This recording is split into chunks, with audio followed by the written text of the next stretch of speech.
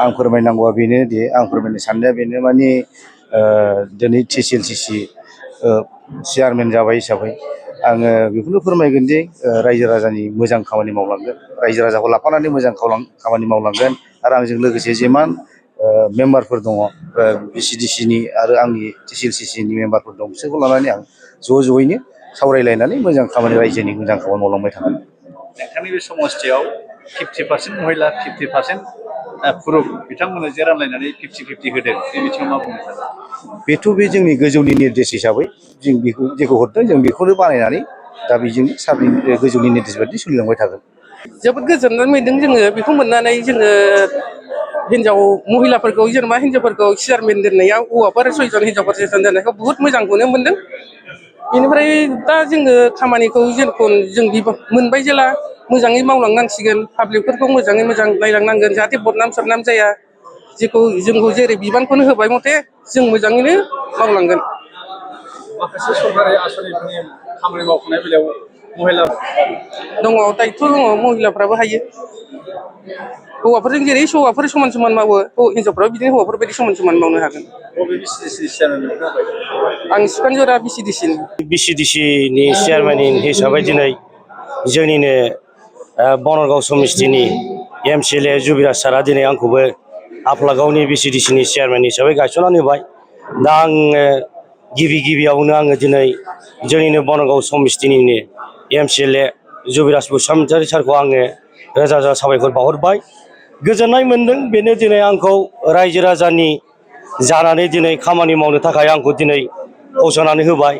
दिनै BCDC chairman होनोब्ला बेयो जाहैबाय मोनसे BCDCनि थारमाने रायजो राजानि माखासे अनसायजानाय खामानिखौ मावनांगोन। नङाबा नोङो दिनै BCDC चेयारमेनाबो दिनै जानानै गोजोननाय मोननायल'जों मा जानो, नङा होमबा? दिनै रायजो राजानि गोजोननाय खामानिफोरखौ मावनानै होनांगोन। आरो दिनै माखासे जोंहा गोबांथार माखासे सरकारनि माखासे आसनिफोर फैयो। दा बेफोरबायदि दिनै IBSनि खोथा एबा PMAY-Gनि थारमाने जिअ टिकिं खामानि मावदों। आङो दिनैसो एपइन्टमेन्ट मोनदों। दा दिनै आङो एपइन्टमेन्ट मोनाखैब्लाबो जोंना MCLA सारा सिगांनिफ्रायनो आंखौ जेब्लानाखि गायसनदों बे दिननिफ्रायनो आङो माखासे खामानिफोरखौ आङो मावबोदों। आफलागाव BCDCनि चेयारमेन एपइन्टमेन्ट मोनाखैब्लाबो दा आङो दिनै IBSनि माखासे जोंना फैदोंमोन। दा बे IBSखौबो आङो दिनै रायजो राजानो आं राननानै होजोब्बाय मेम्बार थ्रुयै, भिलेज वाइस थ्रुयै। आरो दिनै PMAY-Gनि दिनै न'नि जिअ टिकिं खालामगासिनो दं। बेखौबो आङो दिनै पार्टि लायाबालानो आङो दिनै बेफोर खामानिखौ आं मावगासिनो दङ। दा दिनै अल्ड एज पेन्सननि दिनै KYC होनायनि दिनै फैदों।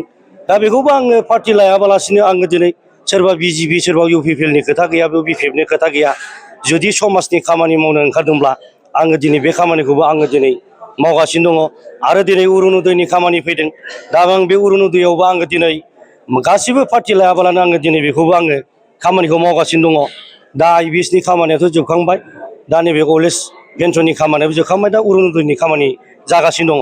आरो जेसेबांखिनि बे फैगौ समाव जेसेबांखिनि गभर्नमेन्टनि आसनि फैगोन आं बेखौनो गासिबो आंनि मेम्बार बिथांफोर दङ बे बिथांमोनखौ लानानै आङो सावरायलायनानै आं खामानिखौ मावलांगोन होननानै आं आसा थिबाय।